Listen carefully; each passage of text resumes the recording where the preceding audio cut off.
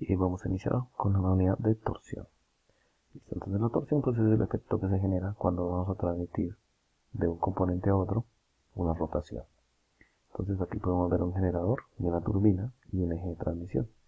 Entonces si lo separamos, pues vamos a ver que el generador ejerce una torsión en el sentido de la rotación y el eje va a generar una torsión en sentido contrario. ¿Por qué se presenta esto? Porque cuando el generador arranca, la turbina está parada, entonces ella genera una resistencia.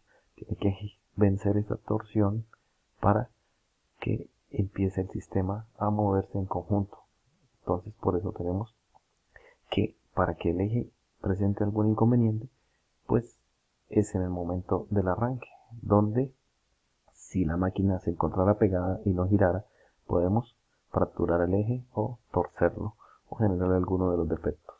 Para eso pues vamos a observar algunos defectos que presentan los ejes. Aquí vemos pues una simulación de cómo el eje se tuerce y veamos algunos de los efectos que se presentan en los ejes por efecto de torsión. Aquí tenemos un eje fracturado, tenemos otro. Aquí podemos observar también cómo desde la parte de la chaveta un eje más grande y también falla por torsión. Componentes de una bomba que fallaron por torsión, ejes de la bomba. Tenemos otro eje. Acá también tenemos la falla, la distribución de la falla depende mucho del material, módulo y rigidez del material. Entonces, cómo se distribuye la falla. También de las cargas aplicadas. Aquí vemos un árbol de levas y vemos la falla por torsión.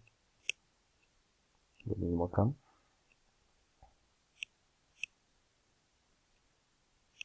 Más fallas en componentes por efecto de torsión. Aquí vemos el árbol de levas, cómo se fracturó. Fractura en el eje. Fisuras. Corte completo. Fisuras también en el eje de la turbina. Corte en el cigüeñal. Corte en el eje.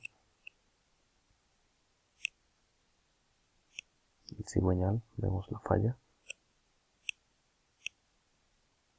Y pues esta es la imagen más o menos donde empieza la fractura y cómo se va desplazando hasta que termina ya la fractura en las diferentes zonas que se presentan. Listo, entonces, continuando, pues lo que vamos a estudiar es precisamente eso. Entonces, los ejes circulares, cuando uno los somete a torsión, pues el efecto no es tan visual porque el eje permanece siendo circular, o sea, él sigue siendo circular a pesar de la deformación que se genera por torsión. Entonces, si lo tenemos en un eje cuadrado, pues va a ser mucho más fácil visualizar la misma torsión. Entonces aquí vemos el efecto de torsión, simplemente vemos las líneas cómo se desplazan, mientras que en el eje que es rectangular o cuadrado, sí vamos a observar cómo se deforma de esta manera. Pero en el circular no es tan visible. Por eso es importante determinar el ángulo de giro. El ángulo de giro pues lo tenemos acá. Si tenemos el punto B y el punto A y le aplicamos la torsión, pues el punto se va a desplazar. Entonces el punto A va a ir hasta un punto A'. Y ese desplazamiento o ese ángulo de desplazamiento se conoce como ángulo de giro, y lo vamos a representar por phi. Listo, entonces vamos a hacer el análisis de los dos ángulos que se presentan acá. En este caso vamos a tener un ángulo gamma, que lo tenemos acá, que lo conocemos como deformación unitaria cortante, y el ángulo phi, que es el ángulo de giro. Y vamos a revisar, la relación que hay entre los dos. Entonces, tenemos acá estos dos triángulos que están representados en este punto. Entonces, aquí tenemos la hipotenusa y aquí tenemos el cateto, y tenemos este cateto de A a A'. Entonces ese es el primero que representamos aquí. Aquí tenemos el ángulo gamma y tenemos la hipotenusa y el cateto de A a A'. Y aquí en esta parte tenemos la hipotenusa, que es ρ, o el radio del cilindro que tenemos acá, y el ángulo phi. Listo, aquí los tenemos representados. Entonces, si yo tengo que el radio acá es constante, pues aquí también tengo el valor de ρ. Entonces aquí tengo el valor ρ y aquí tengo el valor L, la longitud de la barra. Entonces aquí lo represento, la longitud L y el valor del radio ρ. Y tienen en común el punto AA'. Entonces, si yo saco la tangente de gamma, pues la tangente es opuesto sobre adyacente. En este caso sería AA' sobre L. Y si saco la tangente de phi, me queda AA' sobre ρ. Si igualo AA' con AA', o sea, la despejo de acá, me quedaría tangente de gamma por longitud es igual a tangente de phi por ρ. Entonces, si despejo la tangente de gamma, pues voy a tener que eso es igual a la tangente de phi por ρ sobre L. Listo.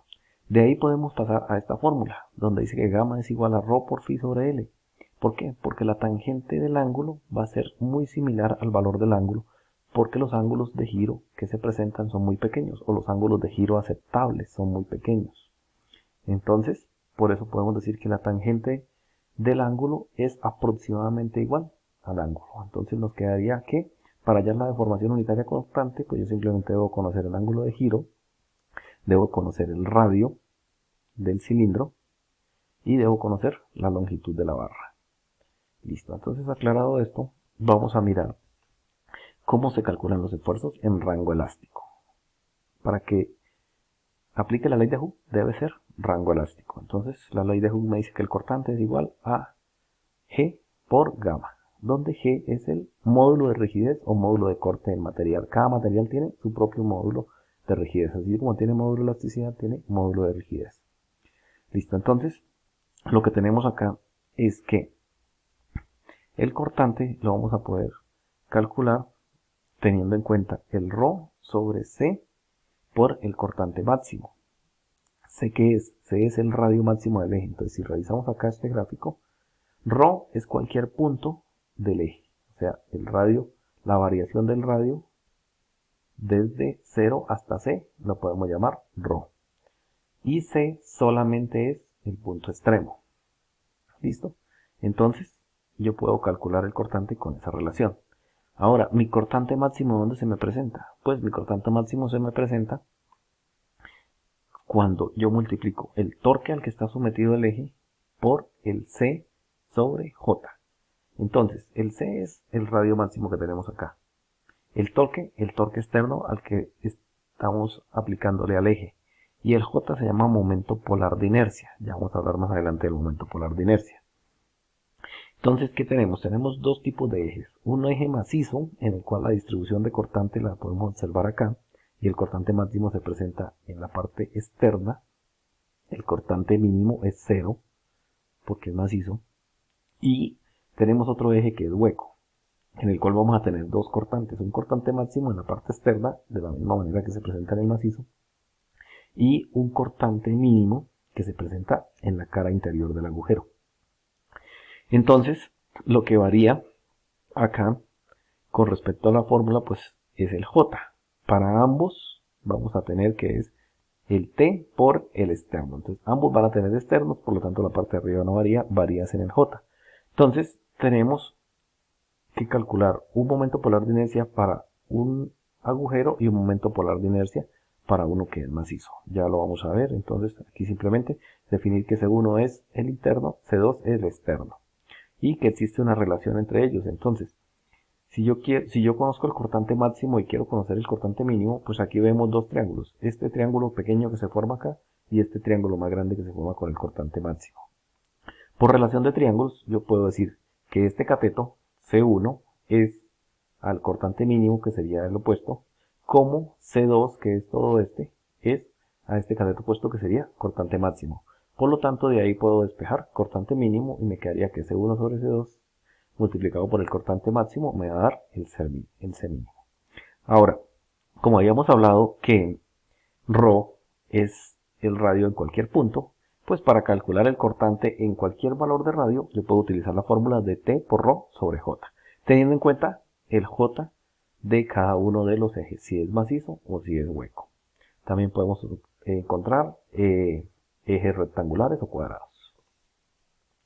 Listo, entonces los momentos de inercia de las figuras, pues los tenemos acá. Y ahí se resalta el J, que es el momento polar de inercia. Para el caso de un rectángulo tendremos este. En el caso de un círculo, este sería nuestro J. En el caso de un semicírculo, en el caso de un cuarto de círculo y en el caso de una elipse tendríamos el J. Listo, pero entonces ¿de dónde sale ese valor J? Listo, entonces vamos a ver aquí lo siguiente donde nos van a explicar de dónde sale el valor de momento polar de inercia. Entonces